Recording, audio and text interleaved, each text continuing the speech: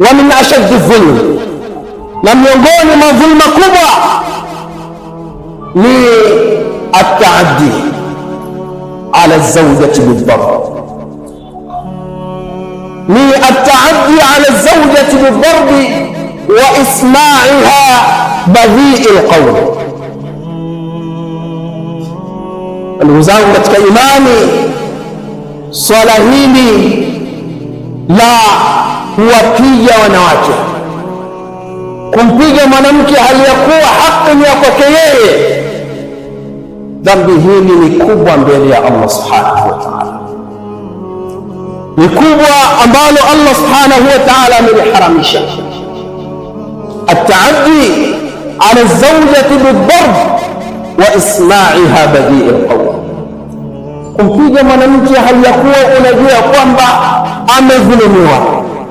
Na hili ndugu zangu wanaume, ni jambo ambalo linatuhusu kwa kiasi kikubwa, ni jambo ambalo linatukuta sisi kwa kiasi kikubwa. Wewe umeujiwa kidogo tu, suluhisho ni kumpiga mwanamke kibaya. Ndugu zangu katika imani, Mtume sallallahu alaihi wasallam anasema, Allahumma inni uharribu haqqa ad-da'ifayn al-yatim wal-mar'a, hakika yangu mimi ninatahadharisha sana na haki, kuhusu haki ya wanyonge wawili. Mtume sallallahu alaihi wasallam akamwanza yatima na akasema mwanamke. Mwanamke ni kiumbe dhaifu sana, mwanamke ni kiumbe mnyonge mno. Kwa hiyo ndugu zangu katika imani, ayuha rijal ihdharu, enyi wanaume tahadharini na dhambi hili.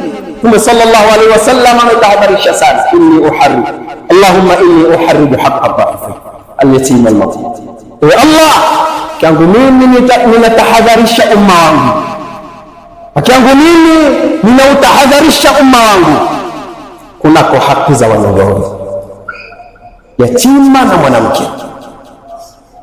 Ndugu zangu katika imani, na katika dhulma ambazo zilizoenea ni watu kuwadhulumu watu wa karibu, ni watu kuwafanyia dhulma wale ndugu zao wa karibu, kama qala al-awwal, kama alivyosema mmoja katika wasemaji, wa dhulmu dhawil qurba ashaddu madawata ala al-mar'i min waqi' al-hisab al-muhalladi, kwamba kwa hakika dhulma ya mtu wa karibu, anapokudhulumu mtu wa karibu, ni jambo ambalo ni maumivu ambayo yanauma sana. Wewe umemwamini ndugu yako katika imani ya kwamba ndugu yangu, ndio tusaidiane hapa tuweze kuinuana kimaisha, lakini ndugu yako anakufanyia khiana na anakudhulumu, anakufanyia khiana na anakudhulumu. Ndugu zangu katika imani, hakika hili ni jambo ambalo ni hatari.